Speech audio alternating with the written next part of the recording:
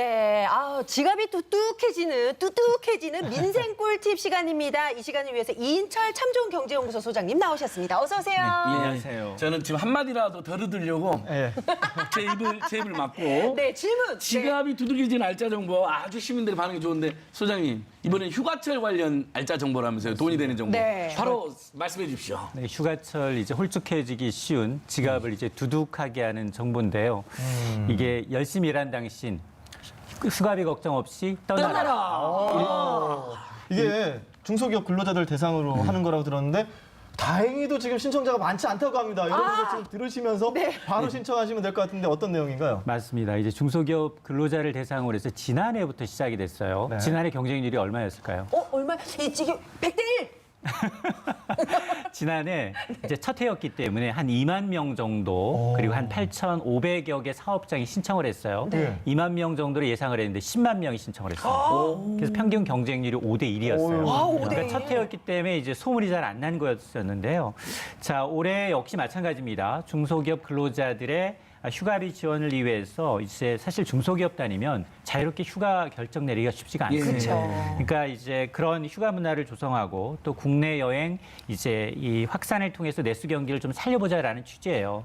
이 휴가비가 받고 일본으로 가면 될까요, 안 될까요? 안 되죠. 지금은 안 되죠. 최소한 그러니까. 지금은 안 될 것 같습니다. 국내 여행 가줘야죠. 그래서 이거 국내 여행 전용 상품입니다. 아니, 전혀 해영이 가능하더라도 지금은 조금 자제하셔야 네, 필요가 그렇습니다. 있겠죠. 그래서 휴가비를 그러면 얼마나 지원받느냐? 네. 일단 본인이 20만 원을 적립하게 되면 근로자 와. 본인이 20만 원, 그러면 회사가 10만 원, 그리고 정부가 10만 원. 총 40만 원을 적립금 형태로 이 지급을 하게 됩니다. 네. 그럼 이걸 어떻게 사용하느냐? 네. 이게 국내 여행 전용 온라인 몰이 있습니다. 여기에 들어가시면 40만 원 상당의 적립 포인트를 이제 자유롭게 사용하실 수 있는데, 우리 패키지 여행도 갈 수가 있고요. 아니면은 이제 호텔이나 콘도, 펜션 예약도 가능하고요. 네. 그리고 제주도 가시는 분은 항공편 이용도 가능하고요. 테마파크 이용권이라든가 각종 이용권 여러 가지를 다 할 수가 있기 때문에 일단 검색창 하다가 네. 근로자 휴가 지원 사업하면 사이트가 나옵니다. 그 사이트에 가입하시게 되면 이용이 가능합니다. 그렇구나. 아니, 지금, 저는 200원만 포인트 쌓아줘도 막 뛰어가는데 무려 20만 원이에요. 200원. 저는 요 머리 10번 깎으면 공짜 여기만 가잖아요. 예. 아니, 근데 말씀 들어보니까 처음부터 끝까지 뭔가 정부에서 좀 책임져 주겠다라는 의도가 보이는 제도인 것 같은데요. 지금 보니까 사실 저희 같은 네. 이런 프리랜서들은 조금씩 손가락만 쪽쪽 빨 수 있는 게 아닌가. 저희 같은 사람들도 이용할 수 있는 거예요. 비정규직, 특히 이게 비정규직. 사실 예. 비정규직도 가능은 합니다. 네. 근데 중요한 건 이건 아까 이제 회사가 10만 원을 적립해 주다 보니까 근로자 본인이 가고 싶어도 본인이 신청이 안 돼요. 사장님이 사장님이. 소속. 예. 사장님한테 잘 보여야 되는 거예요? TBS 맞습니다. 사장님한테. 그래서 올해는 이제 중소기업과 소상공인 근로자 7,000명이 대상이고요. 앞서 말씀하셨던 것처럼 비정규직도 대상이 됩니다. 네. 그러니까 이제 근로자의 고용 형태나 소득 수준에는 상관이 없지만 다만 사장님이 대신 신청을 해 주셔야 되고요. 그리고 기업 대표자, 중소기업 대표자나 외국인 근로자는 제외가 됩니다. 그래서 이 반드시 필수적으로 제출해야 되는 서류가 있어요. 네. 이게 뭐냐면 중소기업 확인서를 발급받아야 되는데 이걸 어디서 발급받느냐? 이거는 중소벤처기업에서 운영하고 있는 중소기업 현황 정보 시스템을 통해서 온라인으로 발급이 됩니다. 네, 언제까지인가요? 지금 신청 기간이 어떻게 되고 있나요? 그렇죠. 일단 1차 기간은 끝났어요. 지난 1월과 2월에 끝났고요. 지금은 2차 모집 기간인데 1차 신청 기간이 이제 홍보가 좀 덜 돼서 지금 조금 여력이 남아 있습니다. 선착순으로 7,000명까지 지금 뽑고 있습니다. 선착순. 예. 그렇습니다. 지금 빨리 클릭해야겠네요. 20만 원. 이거 매우 좋습니다. 네. 그다음에 또 휴가 관련해서 서울시에서 서울시 여러 가지 재밌는 정책 많이 내는데 장애인, 어르신, 임산부처럼 이동 약자들을 위한 버스 여행 지원 정책이 있다면서요. 맞습니다. 서울시에. 이제 서울 단우림 관광버스 사업인데요. 예. 이게 올해 5월부터 시작이 됐습니다. 네. 사실 휠체어 타고서 서울 시내 여행하기가 쉽지가 않습니다. 맞아요. 그래서 이제 휠체어 탑승이 가능한 이 특장차라고 하는데요. 특장버스.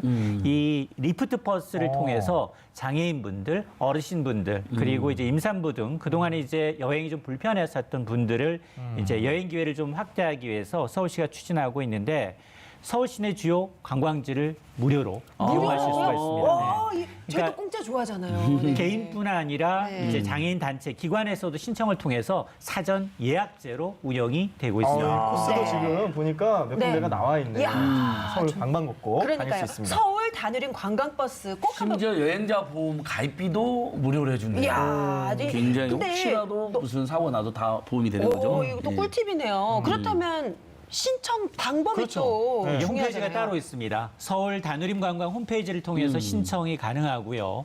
또 상시적으로 받고 있고 그런데 휠체어를 사용하실 경우 이게 화요일부터 토요일까지 주 5일 오전 10시부터 1회 운영하기 때문에 2달 전부터 10일 전까지 출발 10일 전까지 예약을 하셔야 하고요. 또 휠체어를 사용하지 않는다 이럴 경우에는 한 달 전 신청이 가능한데 1인 최대 10번 정도 연간 횟수 제한이 있습니다. 네. 이용할 경우 동반 3인까지 이용이 가능하고요. 횟수는 인원수만큼 차감이 되는데 이게 중요하실 게 이제 사실 정시 출발이에요.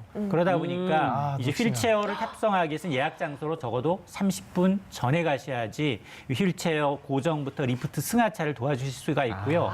네. 이 버스가 29인승이지만 휠체어가 8석 그리고 21개 일반석이 있기 때문에 큰 대형 버스입니다. 그러니까 너무 좋겠다. 휠체어는 사실 관광버스 아예 탈 수 없이 맞아요. 시잖아요. 아, 진짜 이건 일반 관광버스로도 이런 게 좀 더 확산돼야 될 것 같네요. 너무 그렇죠? 좋은 네. 제도인 것 같습니다. 자, 그런데요. 오늘 또 여행 특집 아니겠습니까? 근데 우리 여행지에서 진짜 많이 불편했던 게 뭐냐면 핸드폰 잃어버리거나 또 막 다치는 경우 이래서 우리 여행자 보험 드는 경우가 많은데 주의할 점, 체크해야 될 점이 있다면서요. 맞습니다. 여행자 지금 보험. 해외 여행객들이 이제 굉장히 많다 보니까 상해보험 그리고 이제 사망보험 이외에도 이제 분실물 보험, 휴대폰 분실이나 도난과 같은 이런 커버가 가능한지를 좀 따져봐야 되는데요.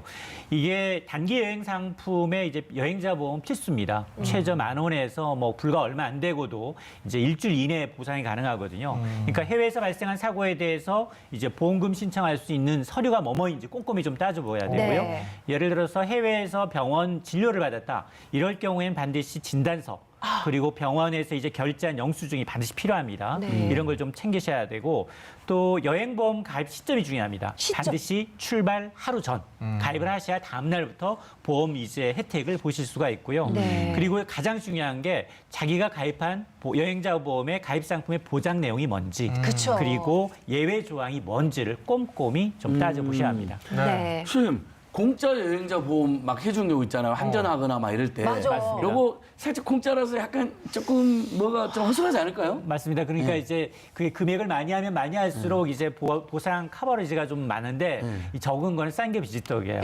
오히려 개인 정보를 이제 취득할 그러니까. 목적이 있기 때문에 많기 때문에 네. 반드시 2017년 이제 한국소비자원의 조사를 보니까 이렇게 환전 서비스를 통해서 무료로 이벤트에 가입한 여행자 보험의 약 30%는 해외에서 질병이 발생했다. 보상이 된다 안 된다. 안 된다. 아니 그것 때문에 가입하는데 그러니까. 해서 아프니까 안 해줘. 아, 싼 게 그래서 비지떡. 조심해야 예, 이런 되네. 것은 좀 네. 가입하기 전에 좀 꼼꼼히 들여다볼 필요가 있습니다. 네. 자, 이렇게 해서 오늘도 정말 유용한 정보로 저희들의 지갑을 두둑하게 만들어주신 이인철 소장님 나와주셔서 너무 감사합니다. 감사합니다. 예. 소장님 이야기 들으려고 오늘 말 최소한 거 아유, 보셨죠? 잘하셨습니다. 자, 네, 저는 말 안 해도 소장님 이야기 들어야 자, 된다. 지금 조용히. 예.